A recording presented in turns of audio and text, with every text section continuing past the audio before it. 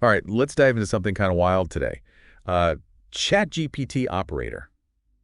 Have you heard about this? Yeah, I've been following it pretty closely. Definitely pushing some boundaries. It's not just like those chatbots we're used to, right?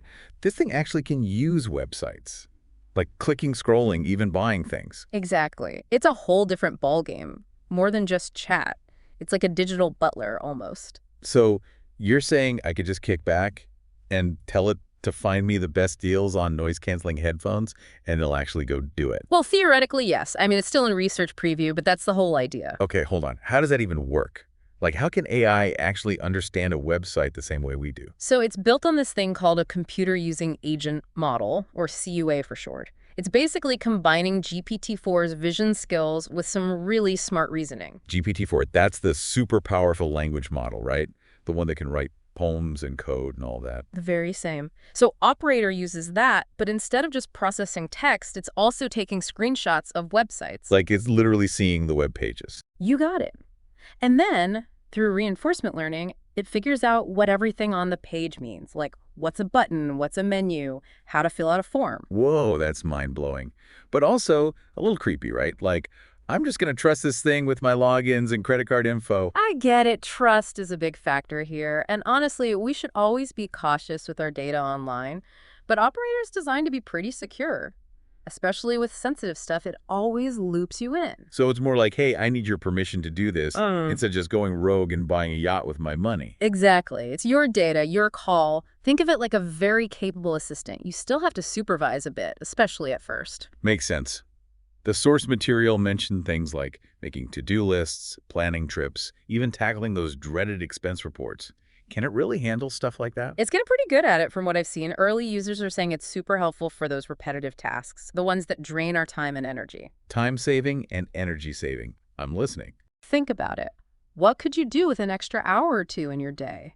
Or even just the peace of mind knowing those things are taken care of. I'm already feeling less stressed just imagining that. So this isn't just some fun experiment, right?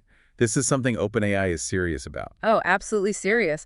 They're partnering with the major companies. DoorDash, Instacart, OpenTable, Priceline, Uber, the list goes on. Wait, really? Big names like that? So this operator thing is going to be like built into all sorts of everyday apps and services. That seems to be the plan. And that's where things get really interesting. It's not just about Operator itself, it's about how it changes the whole digital landscape. You're saying websites and apps might have to completely redesign themselves. Potentially, yeah.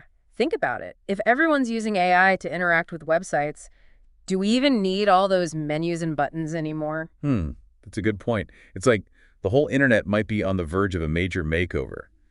But let's bring it back down to earth for a sec. What does all this mean for us, the everyday users? Well, imagine a world where you can just say, hey, operator, book me a flight to Hawaii, find the best hotel with ocean views, and order me some pineapple pizza when I land. And it just happens. That sounds like a dream, especially the pineapple pizza part. But wouldn't that kind of cost a fortune to have an AI butler doing everything for you? We don't know the pricing yet, but OpenAI's made it clear they want to make this technology widely accessible. Fingers crossed on that one. Because this is sounding pretty revolutionary, but honestly, part of me is still like, whoa, hold on. Am I ready for AI to be running my life? It's understandable to feel a bit hesitant. It's new territory for all of us. But the fact that a tool like Operator even exists is a testament to how quickly AI is evolving. It makes you wonder, what's next? What happens when AI can not only understand the digital world, but actually shape it? That's the million-dollar question, isn't it? We're all kind of figuring this out as we go. Definitely a lot to unpack here. Before we get too lost in the future, though, let's break down what Operator can actually do right now. The source material had some pretty impressive examples, and I'm curious to hear more. Let's do it. So before we got sidetracked by pineapple pizza, we were talking about how Operator could change the way we work. Right. And it's not just about us lazy folks wanting an AI to do our shopping, right? This could be a game changer for businesses, too. Huge implications, yeah. Imagine all those tasks that businesses spend tons of time and money on. Data entry, scheduling, processing invoices, all that stuff. The stuff that nobody actually enjoys doing. Exactly. And it's often prone to human error, too. With Operator, it's all automated, faster, more accurate, and potentially a lot cheaper.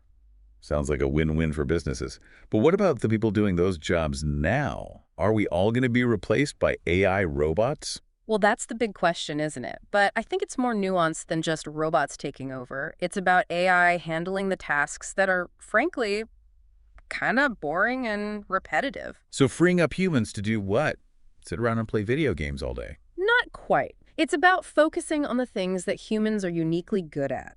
Things like creativity, critical thinking, problem solving, building relationships. The stuff that AI, at least for now, struggles with. Exactly. It's not about replacing human workers. It's about augmenting their capabilities, giving them tools to be more efficient and productive, and frankly, happier with their work. Because nobody wants to spend their day filling out spreadsheets, right? Right. The source material actually talked about how this could lead to greater job satisfaction. When people are freed from the mundane, they can focus on more engaging, fulfilling work. I mean, it makes sense. If my AI assistant could handle all my emails and scheduling, I'd have a lot more time and energy for the stuff I actually enjoy. Precisely. But obviously, there are still some legitimate concerns. There will be some jobs that are displaced by AI, Yeah. and we need to address that. So what do we do? Just accept that robots are taking over and start prepping for the robot uprising. Haha. No, not quite. But we do need to be proactive. Invest in education and training programs that equip people with the skills they'll need for this new AI-powered world. So not just teaching people how to code, but also those uniquely human skills we were talking about. Exactly. Critical thinking, creativity, emotional intelligence, those are the skills that will set humans apart in a world where AI can handle the technical stuff. Makes sense. It's like we need to become even more human to stay relevant in the age of AI. That's a pretty profound thought. But let's shift gears a bit. What about the impact on the internet itself? If everyone's using Operator to do things online, does that mean websites are going to become obsolete? That's an interesting question. It could certainly lead to a decrease in traditional website traffic. If you can just tell your AI agent to find you the best deals, why bother browsing yourself? Which could be a problem for businesses that rely on website advertising. It's a valid concern, but it also forces us to think outside the box. How do businesses adapt to a world where AI is the primary interface with the internet? Maybe websites become more streamlined, more focused on providing information and personalized experiences. Exactly. It's about finding new ways to create value and engage with customers in this AI-driven landscape. And this is where those partnerships with companies like DoorDash and Instacart come into play, right? Mhm. It's not just about Operator as a standalone tool. It's about integrating it into existing services. Right. They're building an ecosystem almost, a new way of interacting with the digital world where AI plays a central role. Sounds like we're on the cusp of something pretty big here. It's exciting, but also a little bit daunting, you know? Like, are we really ready for this? I think that's a question we all have to grapple with. The future is uncertain, but one thing is for sure. AI is changing the game, and we need to be prepared to adapt and evolve alongside it. So what's next for Operator itself? Is it just going to keep getting smarter and more capable? Well, OpenAI is constantly working on improvements. Accuracy, reliability, expanding its capabilities. And they're also focusing on user-centric design. They want feedback from early users to shape how Operator evolves. So it's not just some top-down tech thing. They're actually listening to the people who are using it. Absolutely. It's an iterative process, a constant evolution, and that's what makes it so fascinating. We're witnessing the birth of a new technology, and it's impossible to predict exactly where it will lead. It really feels like we're at a turning point here.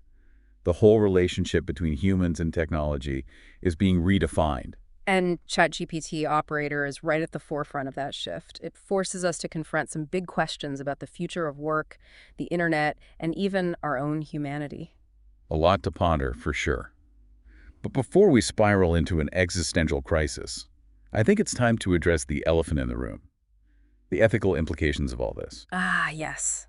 The big one. That's something we definitely need to talk about. So we've talked about Operator changing how we work, changing the internet, but it feels like there's a bigger picture here, right? Like, what does this all mean for us as humans? Yeah, that's the core of it, isn't it?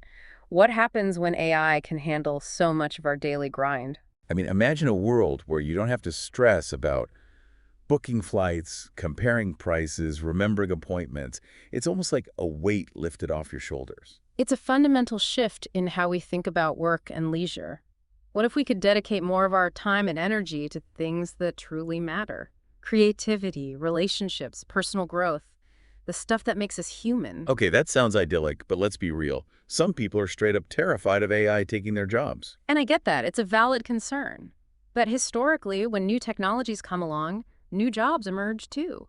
Think about it, 20 years ago, who would have imagined being a social media manager or a drone pilot? So maybe it's less about jobs disappearing and more about evolving, Yeah. adapting to the new landscape. Exactly. And the key to thriving in this new world, cultivating those uniquely human skills, the things AI can't replicate, critical thinking, empathy, creative problem solving. It's almost like we need to become more human to work effectively alongside AI. Kind of a paradox, but I see what you mean. It's about finding that balance, that synergy between human ingenuity and AI's capabilities.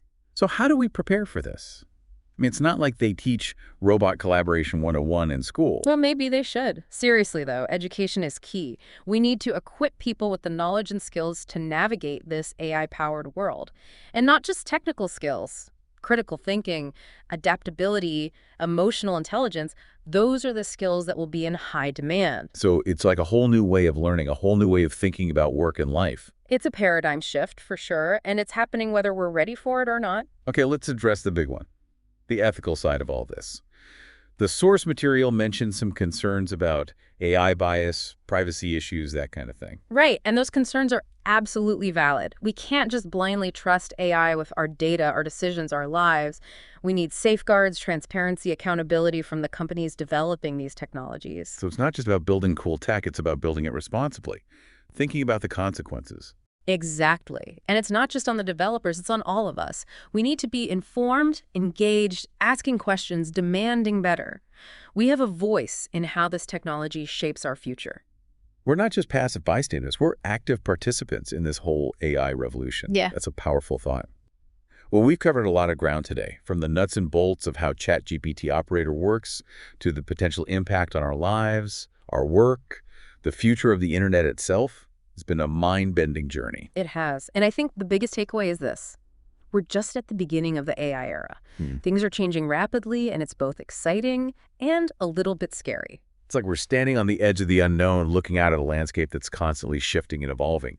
But one thing's for sure, it's going to be an incredible ride. That it will. So buckle up, folks, and keep your minds open. The future is coming, and it's powered by AI. And that's a wrap for this deep dive into ChatGPT operator. Thanks for joining us, and until next time, keep exploring, keep questioning, and keep diving deep.